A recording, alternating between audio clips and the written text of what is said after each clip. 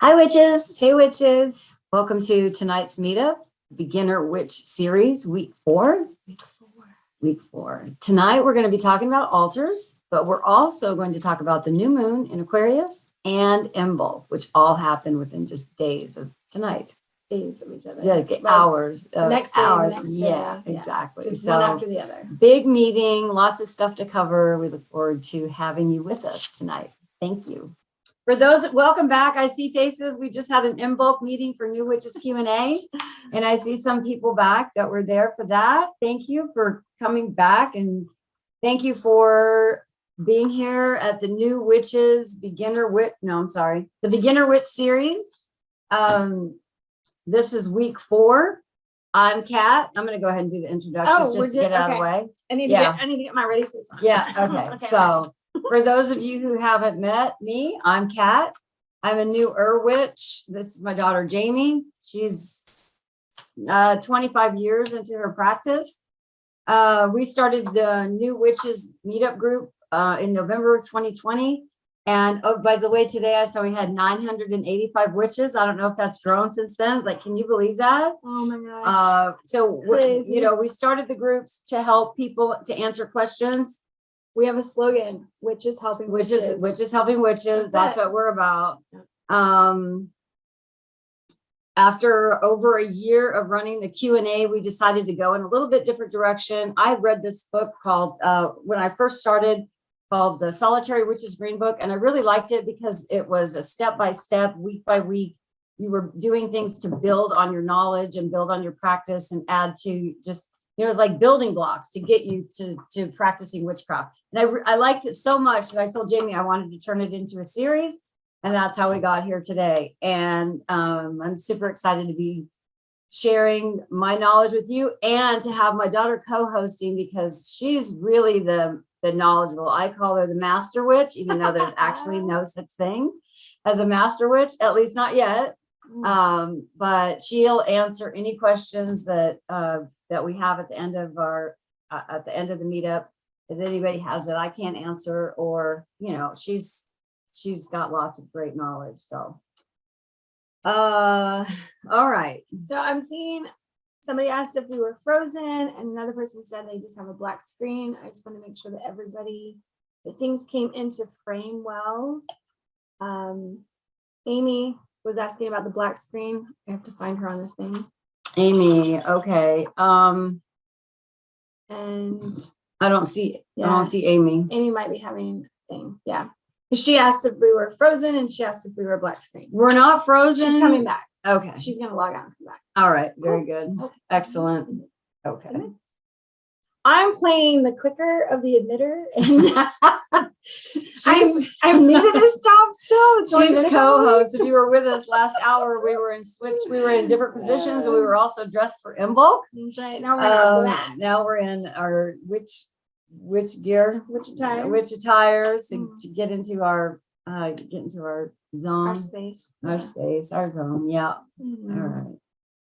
Well, let's see. Is there anything else? Oh, yes. So in case you didn't read it in the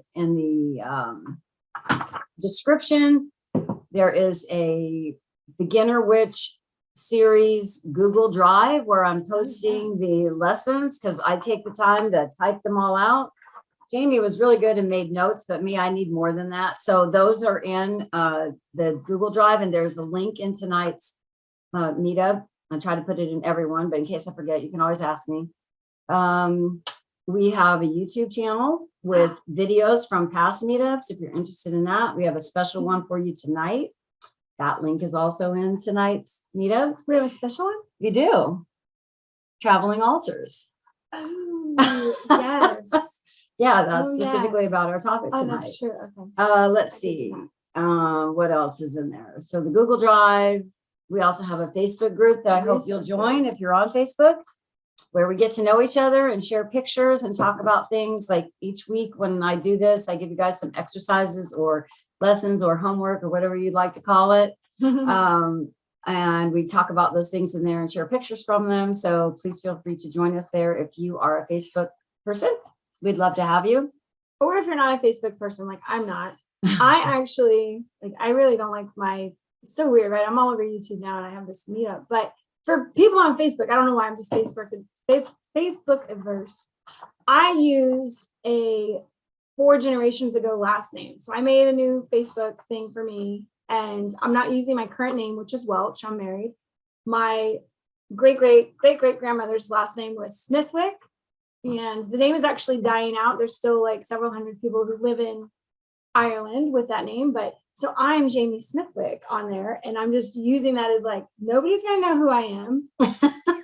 And yet Facebook still found a way to notify people like, you might know her. I'm like, damn it, how'd they do that? So Facebook seems to know everything. And so that was just one of the things she didn't like about it. So yeah. There's You're always pulling up people from your past. I'm like, stop dragging these people out of the trenches. There's a reason why we don't talk. Stop trying to reintroduce them into my life. Okay. All right. It's 7:37. 7:37. We have 29 people on. As I said, I'm so glad to have all of you here with us tonight for week 4 of the Beginner Witch series. This is a 13-week series, by the way. So I hope to see you again next week. All right. So tonight we're gonna briefly talk about altars, not too much information on them, and then we are going to talk about the new moon in Aquarius, because the new moon is tonight at 12:40. It's in the morning. In the morning. Yeah. So new moon is tonight. We have all this energy around new moon going on, and what can we do to take advantage of that energy? What kind of things we want to do for new moons, and specifically the Aquarius new moon. And then Jayme's going to talk a little bit about the Sabbath on Tuesday. Is it Tuesday? The 2nd or the 1st? Okay. The 2nd. Okay. Oh, wait, hold on. The 1st. I have The a note. 1st is Imbolc. Okay. So no, I have set February 2nd. I know, it's okay. All right. That's all right. So day. Imbolc, and then we're going to touch on Imbolc a little bit. So we have a lot to cover. So Altars. Getting started with altars. Okay, so I'm going to give you a little bit of historical information. I get this from my daughter. She always peppers her lessons with history information. We would call her. She wanted the handle Nerdy Witch, but that was already taken by somebody. But that's her, Nerdy Witch. So and Master Witch. But anyway, so a little bit about altars. So regarding altars, some altars believe. Yeah, the altars. Wow, some scholars believe that altars were tombs of the dead where offerings were made to ancestors. Others believe altars came from the pagan belief that the newly deceased were gathered on the borders of the sky under the constellation Ara. I think I'm saying that right. Ara. Ara for Latin means the altar, and it's a constellation in the Milky Way. So there's a little story in ancient Greece. Ara was associated with the altar that the centaur, I can't say his name, Centaurus, depicted sacrificing the wolf upon in order to unite the gods of Olympus against the Titans. And so in this constellation, Centaurus appears to be facing eastward towards the altar, and the smoke of the Milky Way is imagined to be the smoke rising from the altar, from the sacrificial altar. That's supposed to be the smoke in the Milky Way. So that's just a little bit about some ancient Greek history. So I just want to make sure everybody's clear on that. If you've been anywhere where it's like a super, super dark night, you can see our Milky Way galaxy in the sky as sort of like a whitish streak. It almost looks like a cloud, like you're in a darker city, but if you go way out to Arizona where there's no lights, you can see the actual thing. But it looks like there's just a smear of a cloud up there, and that's the smoke rising off the ancient altar of like the sky. The sky was the altar. That was the place where everything lived, died, breathed, burned. Yeah, that's why the constellations are up there, keeping watch and doing all their fun stuff. Okay. Just wanted to specify the Milky Way. Thank you. She's very good at clarifying when I'm not maybe. All right. So normally a flat surface, an altar is a place of power for building a magical vortex. Over time, an altar will collect all the positive energy that manifests while doing magical work there. So this is I would call it a sacred place, and some place that you would keep clean and keep things off of, like just have things on there that belong on an altar, not like a catch-all. Traditionally, altars are set up facing the north, but that doesn't always work in our spaces that we have. I have mine in my bedroom, and for me to put my altar in the north would mean that it would have to be next to my bed, and that just doesn't work for me. So my altar faces east. Mine face west. So wherever your altar, whichever direction, you don't have to have your altar. There's no rule that says your altar has to face a particular direction. What you put on your altar and how you set your altar up, there's just so many variations, as varied as a witch. And what you use to create your altar. So it can be, there are just so many things. I bought a $15 cabinet from a thrift store that I took the doors off of because they had some weird painting designs on them. I took the doors off them, and that's my altar. And I really love it. And it's kind of narrow. So it's this narrow cabinet and tall, just perfect height. That is my altar. And then I love that it has shelves for storing things, because I have like just extra stuff that I don't want on the, what did I say? No, just the things, you know. Witches, we love to have our things. Like yes. bottles and Well, candles and yes, I have sage rose and petals in, I have stuff we pick up in nature. We're like, look at this cool stick I found. Yes, exactly. I have shark's teeth. I have, Jayme just gave me butterfly feathers or butterfly wings. And, you know, I have moon water that I store there, and candles, and just all, you know, sage, extra sage. So on my altar, which, by the way, I took a picture of my altar and I posted it in tonight's meetup so that you guys could see it. It's really simple. And what I did is I don't worship any deities at this point in my practice. So, but I am very in tune with the elements. And so my altar is an element altar. That's how I see it. I have a representation of each of the elements, air, earth, air, fire, water.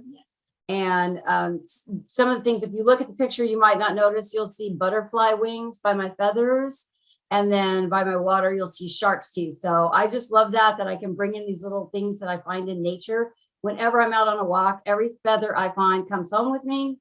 And of course, I have a little collection of shark's teeth, which are really fun to collect. So that's how I set them. And then I have some crystals and things like that on there. Whatever you guys choose to put on yours, that's okay. I have salt on there for earth. And let's see. Okay. Hold on, I'm scanning. Okay, you scan. I'll tell you guys, mine, if anybody loves IKEA like I do, I absolutely love the lightweightedness. I lived on my own for so long that I needed to buy everything that I could move by myself. I was a strong, independent woman. Okay, I don't need anybody to come help me move. So IKEA is perfect for that. So my house has these IKEA Kalex, which is really just, you can get them at Walmart and Target also. They're just not called the same thing, but it's basically a big square that's open with square holes, 4 square holes, right? So it's low to the ground. So when I stand over it, it's really not where I perform stuff, but it's where I set everything when I'm done with it. So it's my sacred space that when my workings are done, it actually gets set on the altar to not be touched.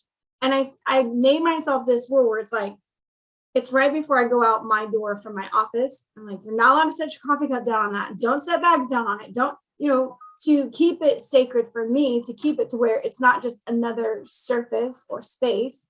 And then like Kat, I love that the shelves underneath of it, I have all kinds of stuff tucked in there for when I need to pull things out, extra candles, stones.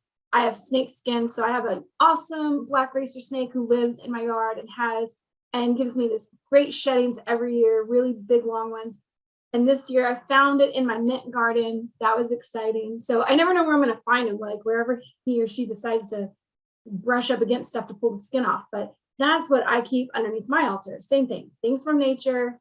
My altar doesn't have a dedication towards anything except spells, like the spell jars that I have that are active right now, and a crystal grid.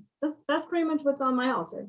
All of the stuff that I find from nature has to go elsewhere because I honestly am like a hoarder when it comes to sticks, rocks, feathers. Like there's just too many of them. And my husband. Yeah, how many feathers do you have? Oh half my gosh. a bird. I have wow. half a bird. I think you have a whole bird. I really do. I could be that what was it, Icarus that made the wings and like flew too close to the sun? I can't remember that person. You have a whole I have so calyx many. band filled with feathers. I mean, half. No, the whole thing is full of feathers. It's a I lot. saw it. It's a lot of feathers. But she's been living here for 10 years about in Florida. So going to the beach, you find those things. Yeah, feathers. Oh, and then the driftwood. Oh my gosh. I have a lot of wood. Pieces of driftwood. Yeah. I'm always like, oh, this could be something. Yeah. Okay. So, all right. stand. So when you set up your altar, do it with intention and then keep it clean. Dust is a magnet dust holds negative energy. So you want to keep your altar clean, keep it dusted, and don't use it as a catch-all. So that's my last thing on setting up your altar.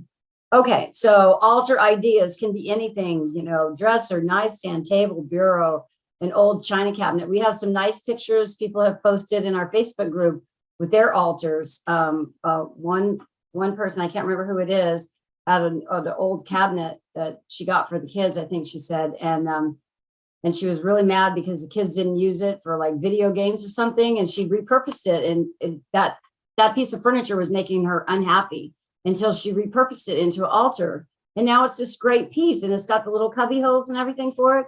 So if you're going to set up an altar, you want to, and don't have one, you're going to set one up, try to find something in your house that you can use instead of going out and buying a piece of furniture, unless you can get something really inexpensive. I'm of the school that I believe you do not need to spend a bunch of money to be a witch, despite what you see all over the internet that makes you maybe feel like you want to do that. I know I love the things that I see on the internet, but I also am not going to go out and go crazy. I go crazy with books. I have a ton of books since I started. So yeah, that's where I spend my money. A steamer trunk could be cool. A serving tray. Use your imagination and use what you have. Any flat surface. Your altar doesn't have to be in the house. Your altar also doesn't have to be setting out. Some people, because of their circumstances, can't have an altar in their house. Maybe kids, cats, roommates, whatever. And so you need to tuck those things. Yeah, you're young. Parents. I hope it's not a spouse, but they need to tuck those things away. So a drawer, slide them into a drawer, put it into a box, and pull it out when you need to do your magic. When I first started, when I very first started and I moved into this house, I set up 4 altars and I used placemats. So I got little placemats that were the color of the elements. And then I set them in their position in the house, like north for earth and east for air and south for fire, west for water. And on each of those, I found things around the house that I could put on that represented those elements. And I really like that. I had that up for a while and then it just sort of changed. That happens over time. So your altar probably does not stay the same. If it does, that's okay if it's still serving you. So yeah, the refresh of the altars. I used to decorate mine only according to the holiday season we were in. So like Imbolc, a star, of course, which is like my favorite one because you can find everything at Easter that doesn't have anything to do with Easter. So it's like the perfect holiday for us. And then at Yule, even it's like your whole tree can be your altar if you really want it to be. You can have as much magical workings as you want on there. So yeah, you can turn anything into an altar for making your sacred space or doing magical workings. I know they said flat, and I agree with that, but I've been outside on like a paver. Mm-hmm. Yeah, I have a little garden that I walk through with pavers through it. And I've sat out there with just the paver space being that, it's what you bring to the space. The space itself doesn't become magical. It's you that brings it there. So whatever your and I'm desires. Looking for, people cut their trees down around here occasionally, and I'm going to pick up a stump, a good sized tree stump, because I want that out in my yard for an outside garden or an outside altar rather. So if we were brand new witches, okay, let's say we are brand new witches and we've never set up an altar, but you've been in this class for 4 weeks and you've made some things that can go on your altar. Ooh. So you have a book of shadows. You should have a wand. You might have an athame or a bowline. You might have a deck of tarot cards, a pendulum, some runes. And then, of course, you can always find things around your house that represent the elements. Using colors and just I mean, for earth, it can be dirt, it can be A stones, potted plant, a potted plant. So salt. it's, so You it's can use table salt. salt. Mhm. Mhm. So it's pretty easy to set that up. Now, there is, I did post a picture tonight. I found it in a book, Raven Silver Wolf. Is that Raven, Yeah. Raven Silverwork? I have her big book of solitary witch, I think is what it's called. And I found in that book a representation of what a Wiccan altar looks like. We're not Wiccan, we're solitary witches. We do what we want. But sometimes I like to adopt some of the things that I see in the Wiccan religion because I think they're cool. So I put a picture on it there of a traditional Wiccan altar that she shows in her book, so that you can just see, you know, what that looks like. And I have my picture, my altar in there also. And I think that's it. Okay. We also created for you tonight a YouTube video about how to set up a traveling altar. The link is in tonight's meetup. Oh man. And it's about 10 minutes, and Jayme goes through what when she travels and what she puts in her traveling altar and why. And it's just a really little compact little box, and it's about 10 minutes, so you can get an idea. Yours may be different, but if you ever want to travel with it, she tells you why. And if you want to talk about that, why you travel with an altar sometimes. Listen, you don't know where you're going to end up when you're out on the road somewhere. And I've had to travel to other countries. And I like to bring things with me that I can set around me and get back to my space, no matter geographically where I'm at in the world. And so I take a little collection of items with me that feel like home or feel like, you know, peace, love, serenity, gratitude, like just in that little box. And they're just representations that might go on a nightstand next to the bed. Sometimes my hotel rooms have like a desk area that I can set it up on. But one of the biggest things is that where I would normally burn sage when I feel negativity, when you're in a hotel room, you can't really do that. So no matter what, I take sage with me, but just having the element around, you don't actually have to be using it for what it represents to be working. So that's why I bring crystals as well. I might walk around the room with like the black tourmaline, like get the hell out of here, whatever was stuck in here, whoever was here last, like I can feel your ickiness, let all that go. But just taking the box with me, and I always take my tarot cards because I never know if something comes up and I need to like consult with my team of light and be like, you guys, some shit happened today. I really need some answers. Help me figure this out. Divination for me is like the first thing that I turn to for sorting stuff out when it happens. So that's like the reason behind having a traveling altar. But even when I come to my mom's house to read cards, I bring my entire, like, I don't even know what I call it. It's not an altar, but it's like, it's the stuff that I put out when I'm reading cards. I guess you could call it like an altar, but it's just a crystal grid. With that was last cards. week. I shared yeah, pictures of right. that from last week. Yeah. So if you want to see that, you might look back at the recording that we did or the pictures that we have from last week. Yeah. So like an example of everything that you saw there for last week, I took out all of that, which was hefty, to Sedona with us because I knew that we were going to climb to some crazy ass mountain in a vortex somewhere and we were going to read cards. Like that was what we were going to do. And there was no doubt in my mind that I was bringing every single, thing that I would normally have at home with me. So, and we did on the side of a mountain. And my crystals, I was like, yeah, get in here in this dirt in Sedona. So I dipped each one of them in the crazy red dirt out there. And my amethyst still has, if you look in the cracks, because I haven't washed that one. It still has that Sedona red dirt. And I'm like, yeah, just bring in like part of that feeling from being in that vortex out there with us, because we had an amazing time. It was a it was a nice spiritual journey. It was really magical. So that's now so when you've taken like your crystal or your tarot cards and they've traveled with you through all of these places, think about how much more meaningful that crystal is now. Like I've given away a lot of crystals because if I see them at good prices, I'll buy them in bulk and then I gift them. I cannot help myself. I love giving stuff away. So crystals is like one of my love languages.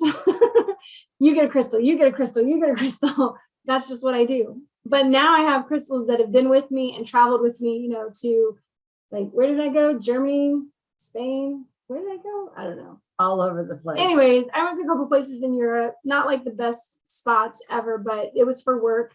And now I know that these specific crystals have traveled with me there. Now they've also been on trips with my mom and my sister to St. Augustine, to Sedona, to New Orleans. Like every time we go somewhere, we bring the same group with us of crystals. And it's like that, my pact with them is just so much more meaningful. Like I'm never going to give those guys away. They're now personal to me. So that's the traveling with it. And it's like, it continues on your relationship with your crystals because it's the one you've been using for so long. Yeah. Okay. That was a lot. All right. Thank you for sharing that. Kat. I think it's a great story. You know, I love to hear, I don't have the, as a newer witch, I don't have the kind of experience that Jayme has with her yet. So for me to have her here and to be able to share some of the things that she's done over all the years and how her practice has evolved over the years, I feel like it's a wonderful gift for all of us because we can say, I really love that. I'm going to do that because I really love the way. And I love that. Sharing the ideas. Like, that's it. You're not taking it from anybody. If you believe that, like, you know, your path has led you to this moment right here to learn this thing, it's meant for you. When we say things and it really resonates, hits home with you, like, yes, that message is for you. Take that, use it, grow with it, and it's yours. Next. All right, next. Okay, so you have 2 tasks related to altars tonight. One is I would like you to watch the traveling altar video. And then the second is I would like you to set up an altar with the things that we've gathered over the last few weeks and then post a picture. You know, what I say here is, you know, set up an altar, find things in your house that represent the elements, place the things that you've created over the last 3 weeks. We're in week 4 now. So over the last 3 weeks, you have a book of shadows, a wand, a pendulum, some of these things that you may, if you didn't pick them up, that's fine, but place them on your altar and then take a picture and share it with us. So that's exercise 1 for you. And that is going to conclude. I know that's a brief talk about altars. And if you have any specific questions, please feel free to jot those down because we're going to come back and open up for questions at the end. So now, because I can't let another moon phase go by. We had a full moon 2 weeks ago and I didn't talk about it on our meetup. It was like 2 weeks ago, right? It was right 2 weeks ago. Yep. We had a full moon and I didn't talk about it. So this time I was not going to let this one go because new moon. So we have new moon in Aquarius, and new moons are a time for setting intentions, defining goals, launching new projects, starting something new. So here we are, we're the 1st of February. Okay, the 1st of January, probably we were all thinking about, or many people were thinking about their New Year's resolutions. But by the end of January, those are like, you know, have you started a diet? I mean, how many wagons did you fall off of in January? I mean, a lot of, you know, it's just what happens. So the new moon, any new moon, but a new moon is a good time for looking at your goals, what you want to accomplish and writing those down and setting those intentions. So that's what that's what the new moons are about. Any new moon. So you have one every month.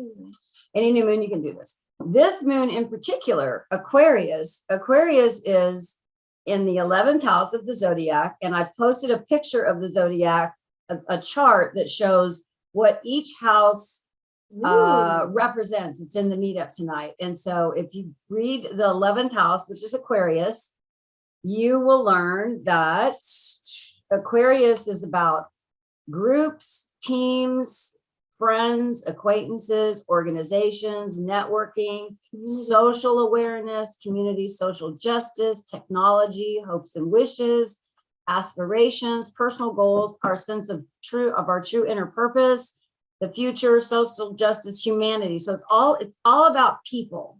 So the things that I'm going to give you to do, or the things that you can do as rituals, or just as to take advantage of this energy of this moon, have to do with people. So the things that you can do at this new moon in particular that are really powerful would be very powerful. First of all, set your intentions for a plan, either for the next 2 weeks till the full moon. That's something really short. Or if it's a longer term goal, in 6 months, the Aquarius full moon will occur on August 12th in the sign of Leo. So you can have goals that are 6 months long. So what do you want to accomplish?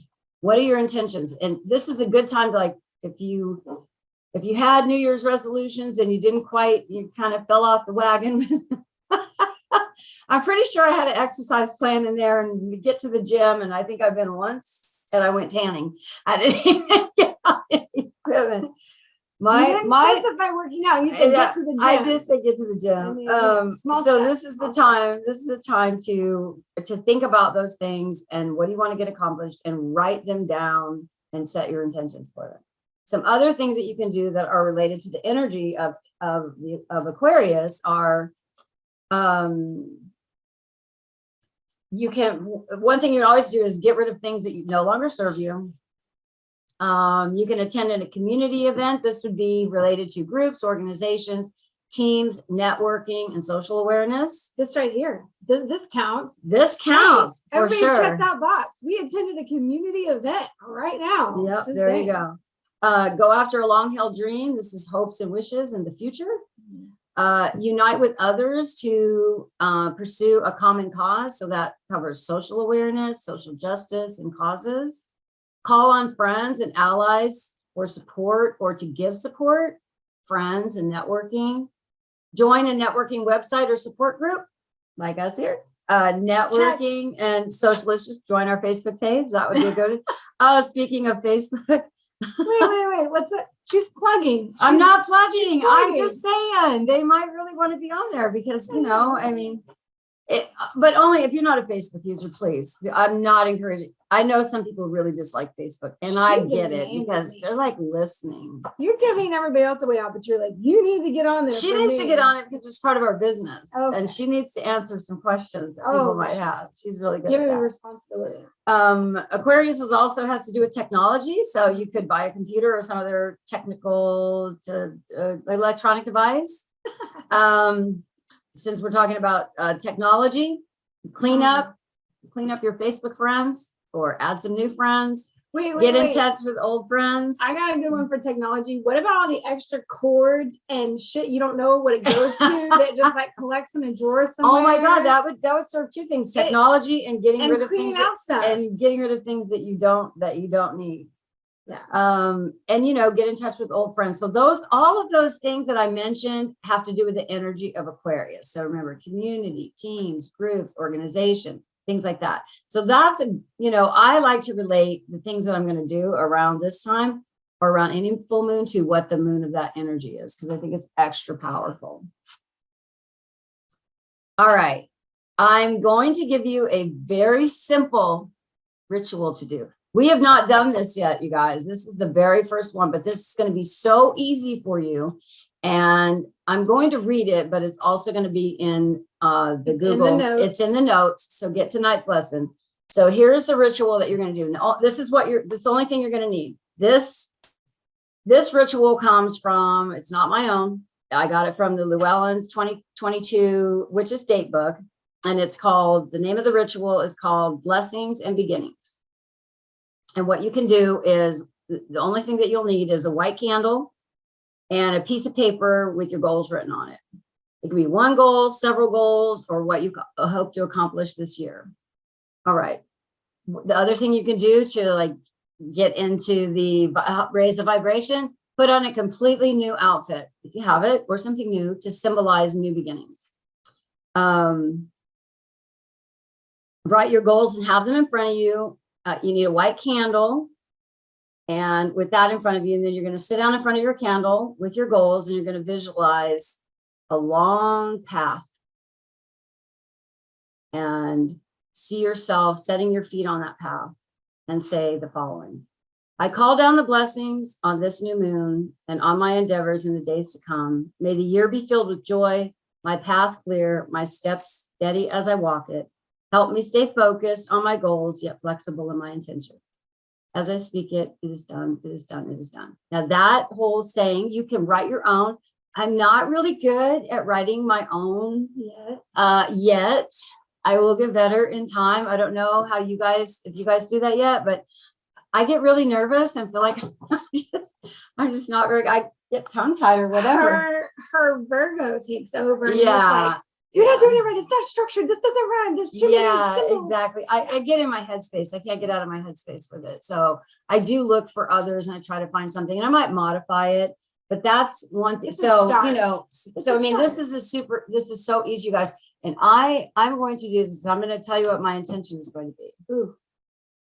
You haven't told me yet. So I haven't told you yet. No, my intention is going to be clean eating. So to get back to clean eating, because I was doing really well before the holidays. I was, you know, not eating processed food, not eating breads, just staying, you know, clean, like, you know, fruits, vegetables, eggs, all that stuff, not anything out of a package. And since the holidays, my pants are getting a little bit tight and I'm not really liking the way that I feel.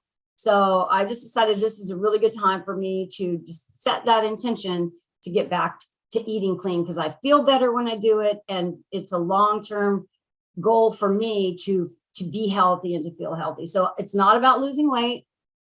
That'll happen naturally. It's just about what I'm putting in my body. And that's going to be my intention. So I'm going to do this with the candle and writing it down and doing a little ceremony with it. So that is your exercise also. So thank you for sharing with us your intent on what you're doing, because I know that I think that's something that we all come back to, is where do we want to see our biggest change? Like, what helps us feel the best? I was just telling, I think just you, I don't think we were on the other meetup, but the way that we treat our body is how we honor our sacred soul that's using this body to live in this world today. So the more that you honor sort of this, they call it a temple or whatever, the vessel, it's the altar space, because the thing that's on this altar space is our soul, which is the magical part of ourselves. So the more that we adorn it, treat it well, dress it nice, treat it nice, I don't know, feed it well, everything you do, that's a way to honor the soul that lives inside of it, because we're just using this body in this lifetime, right? Like, this doesn't go on with us. Because I'm pretty sure I've been lots of other different people, including a man, because I have very masculine energy about me. So it's like, all right, I'm in this female body. I got to like really honor it and figure out what to do with it and like treat it well compared to other bodies I may have had. So it's just like, in this existence, we're treating the vessel that is giving us the opportunity to go out and experience physical life on this plane. I'm getting way off now, but that's how you can reconnect with just like you and honoring yourself. Easy, everything that is easy, there's the payoff for it is that it affects you negatively later, right? So like every time you try to take a shortcut with eating or health or whatever with your body, you're going to end up paying for it later. Yeah, in some way. But, okay. So that's 2 things to do, or 3 things. It was set an altar and take a picture, watch the video for traveling altars, and then do the new moon ritual, or a new moon ritual, if not this one. Just think of something like, if you do nothing else, set an intention for yourself so that you have a goal. And hopefully you are all writing in your book of shadows or your journals and keeping track of this, I hope. I see a pencil, Sandra. Thank you. I saw Maggie raise her hand. So do that. And, you know, in 6 months, you guys will probably be on to other things, and I'll be teaching new witches in this series, and you guys will be advanced far beyond the new witches. And so that concludes my portion of tonight's lesson. And now I would like Jayme to talk a little bit about Imbolc. I don't have in the lesson plan, in the lesson plans that I have for tonight, I didn't write anything about Imbolc because I would have had to do research on it, and I already knew Jayme was doing that, and she did a session, and we will have that recorded on YouTube if you guys miss anything that she's going to say. So I'm going to turn it over to you. Okay. Well, it's going to be very short, and I guess it's weird to start it if I don't know who knows what about what, but basically there are 8 holidays in the witch's year. It's called the Wheel of the Year. It is a Wiccan concept, but it is honoring, the research that went into it is honoring ancient traditions from all over the planet. So this is not about a Wiccan thing. It's just the the combination of ancient practices put into a set day, whether it's something that's happening in the sky or the in-between moments. So Imbolc is an in-between moment. There's nothing actually happening in the sky like a solstice or an equinox, but we're celebrating that we're halfway through the effing winter. So and the days are getting longer. And the days are getting longer, and we're not going to freeze to death or starve to death. And like life will continue eventually. So Imbolc is really about getting back in touch with like bringing yourself back to life after a long hibernation. Winter can feel like that. Like we're just stuck. We can't do anything. It's miserable. You're cold. You're just like mad. I'd be mad if I lived somewhere cold. That's why I stayed home from work today, because I did not want to get out of bed. It was so freaking cold. Listen, I contemplate showering at the end of the day because I don't like to be cold and wet. Like I'd rather shower at 5 o'clock in the evening than wait till bedtime because I just can't stand being cold. So this is what happens when you move to a subtropic area and you live here for a while. Then all of a sudden it gets to 60 and you're like, oh my God, where's my boots and my coat? Yeah. We turned into pretty wussies. Wow. I've always been a wuss. Well, I'm thinking of Maggie up there in Maryland. Are you getting the big northeastern storm that's going through there? I hope you're okay. Oh gosh. No, so okay, good. All right, go ahead. So with Imbolc, the celebration from ancient times was when we had our first births of the year, and this was with the goats and sheeps because they made it in the fall. So this was when we've gone through the winter stores and relying on whatever we built in the last year. And now finally some new is coming. So that's Imbolc is sort of like another new year time. It's a being able to start out and like, what are we going to plan for the next year ahead? We have fresh food in front of us in the form of like milk and cheese. And then there's also that some babies are born during this time after the ancient Beltane festivals for, sexy fire dancing. And this is just about like how to see yourself through to the months when you actually have food coming up. You're planting the seeds now that do you no good. You can't eat anything out of the ground for the next 4 months, but you got to plant the seed first. So it's doing the work now to coming out of that hibernation, making our first steps that we know we're going to reap the benefits of in 4 to 6, 8 months. And what gets us through the whole next winter, like the planning for getting through another winter actually starts right now. And if you think about your life in that way, like all the things that have been hard in the last year, and today is your fresh start. So preparing or thinking about what you might go through, what are the skills or the goals or the habits you want to create now that will be better for you over the next year to get you through hard times, to get you through good times, to find a new partner, whatever it is, a job. And you'll notice this ties right into what we were talking about tonight with new moon, which is why I was not going to miss this opportunity. New moon, Imbolc, connecting them all together. I mean, it's all connected. It really is. So, yeah. So that's a little bit about Imbolc. There's a ton of information out there on the internet about it. But it is basically like another new year, stepping out of your hibernation and planning for your next year ahead. That's the simplest way that I can bring it. And I know that we're at 8:15 almost, so I wanted to make sure I left time for questions and stuff. Okay. So I do want to say, like I said, we did for those of you who weren't on the meetup at 6 o'clock, the New Witches Q&A meetup, we did a meetup on Imbolc. We did one a year ago. We did one a year ago, but we weren't recording at that time. So the one that we recorded tonight will be up either tonight or tomorrow. Probably tomorrow, because it takes us a little while to get through or me to get through them. But it'll be up this week, so you can learn more information. Jayme provided some great information, and also to know the other thing to know as new witches is that these Sabbaths, they're a season. So it's not just one day. You don't have to do, everything. You don't have to do everything all at once. Yeah. So don't feel pressured to, don't feel pressured because Imbolc is tomorrow or Tuesday.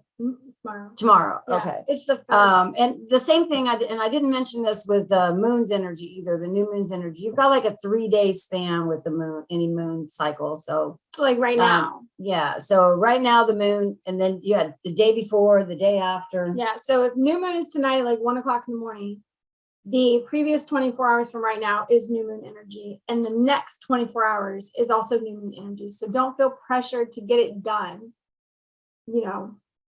on the day, at the time, whatever. Yeah.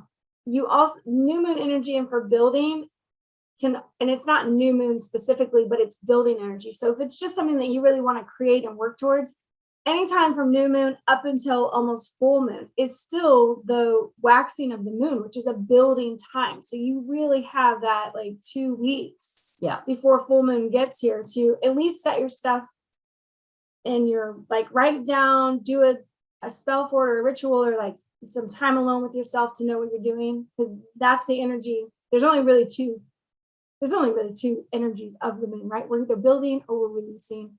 And everything in between there is just minute changes to what kind of building, what kind of changes, how new, how fresh, how dark do we go? Yeah.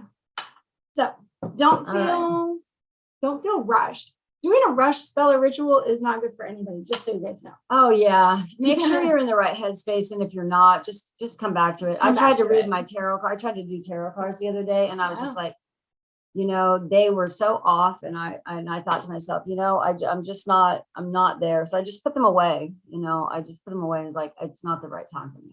And that happens. So, be in a good mental place, relax, energy. And, before you do anything, because you're the strongest tool that you bring to your practice. Like your mind frame, wherever you're at in your head, is the strongest thing you bring to spell, ritual, meditation, whatever it is, all those workings. Your craft. Yeah, your craft.